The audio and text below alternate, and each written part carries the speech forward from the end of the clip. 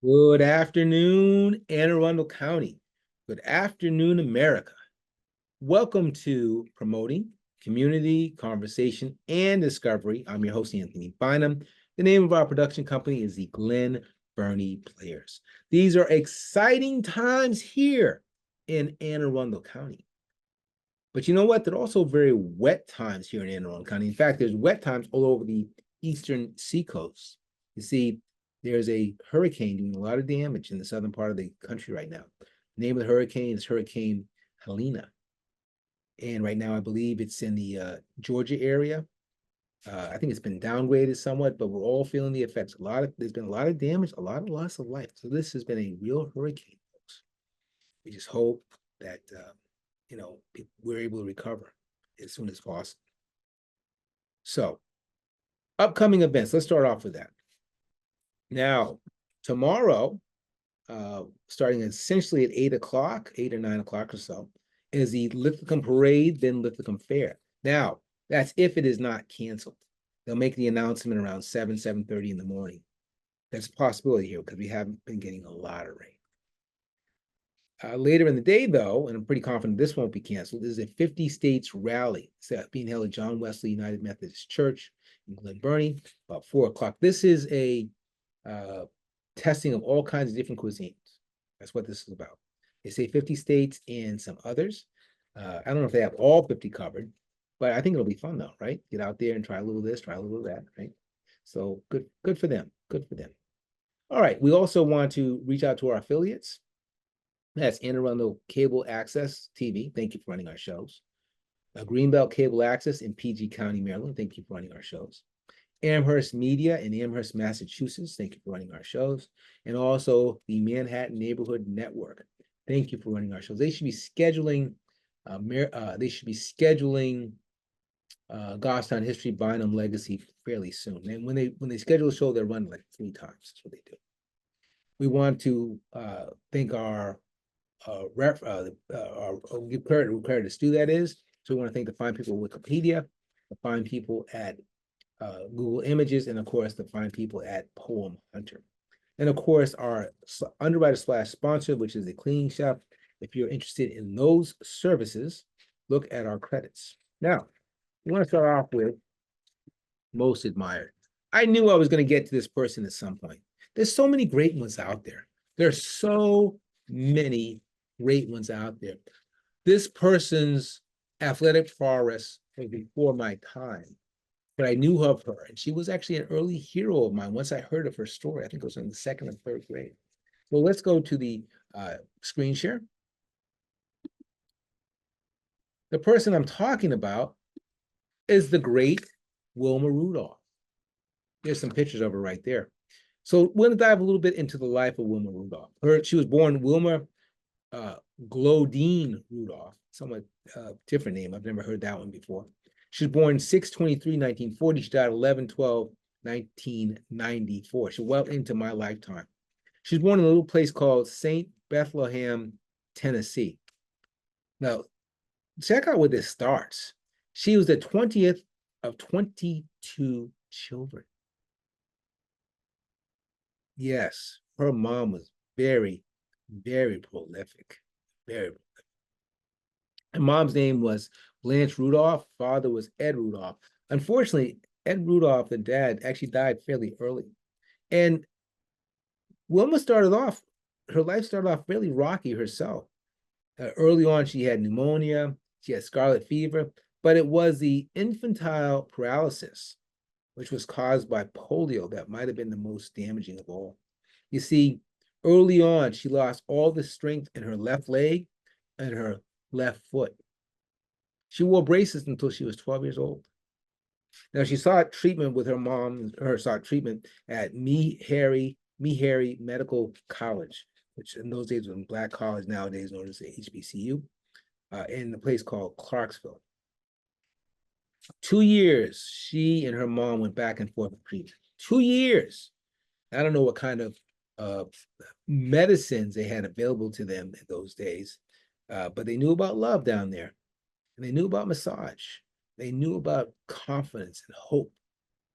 Back and forth, 2 years. One thing they stressed for the family is to help give her massage treatments, work those muscles, get the blood flowing into those muscles. And they did 4 times a day. But you know what? She not only got past it, but later on, you're going to see in a second how she started to become a real athlete. So she was homeschooled until she was 2 years old as a result, right? But by high school, she was excelling in basketball and track. What a trajectory. What a trajectory. Polio can take you out.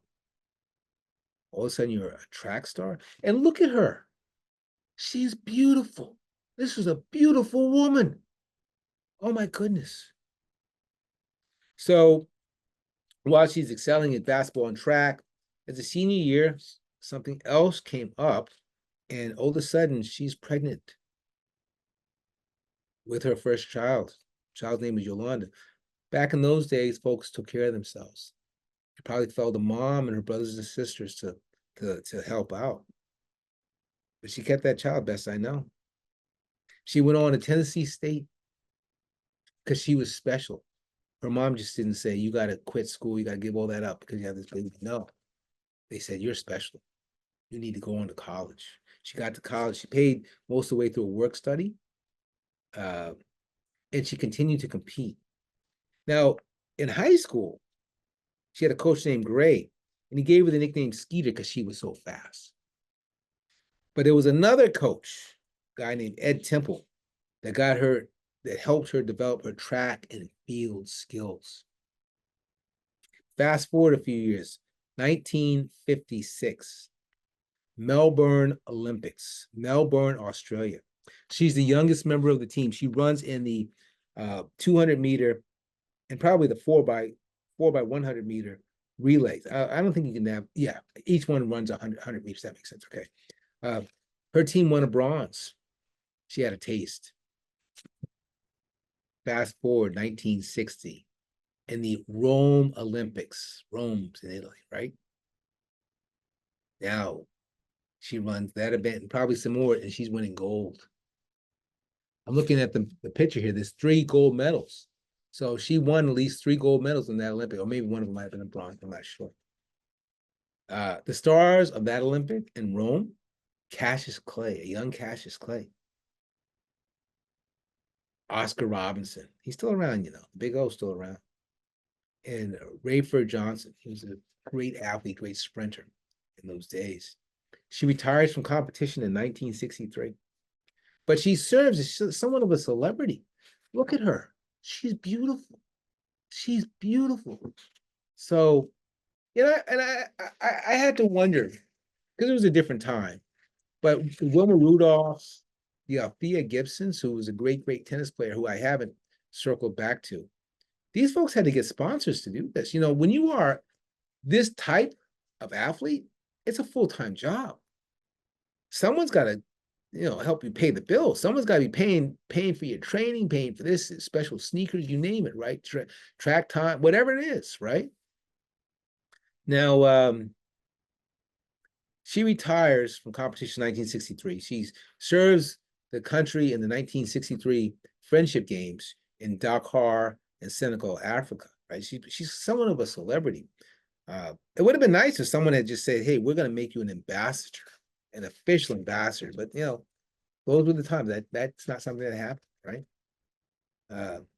She became a teacher, you know, because she's got to pay bills. She's got a family she wants to raise. I know she was married once, maybe twice. I know those records are in there somewhere. But she wanted to live a somewhat normal life. And, you know, but how do you live a normal life when everyone knows who you are? You know what I mean? She finally got around to writing her autobiography in 1977, Wilma, the story of Wilma Rudolph. There are other books written about her, movies written about her. I think I might have seen a movie at some point. But what a person of grace. It just gives me a thrill to talk about such a great life as this one from Wilma Rudolph. So for all those reasons, this week, most admired, it's Wilma Goldine Rudolph. Yep. Okay, we want to move forward. We're going to talk about something of consequence regarding Anne Arundel County. I don't think we've covered them all yet. So we're going to cover Anne Arundel Mills. Anne Arundel Mills was opened in 11/17, 2000. And it's a beautiful mall. In fact, it's probably the last great mall made in Maryland. There are probably some other big malls around that are still being produced, but this now is the day of the strip mall, right? These malls are very expensive to produce, and you have to have a lot of large stores to anchor these malls. So these are probably going out of fashion, quite frankly.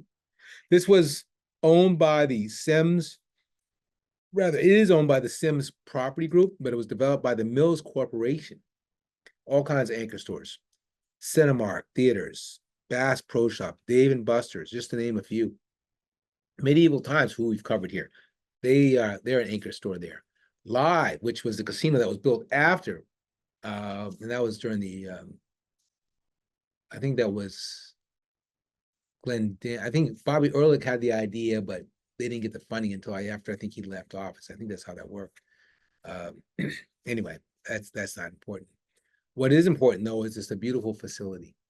They still get all kinds of foot traffic, and the architecture is great. Wooden floors, it's like you could play basketball. Can you imagine how many seniors are walking every morning just to get their exercise and keep warm, right, in the wintertime? I tell you. So, again, Anne Arundel Mills, great facility, great architecture, just a great entity right here in Anne Arundel County. Okay, so we're going to stop the share. One last thing we want to do. I always want to have a poem, speech, something that makes sense regarding today's subject matter. Well, our most admired was Wilma Rudolph. So what could make more sense than to have a poem about the Olympics?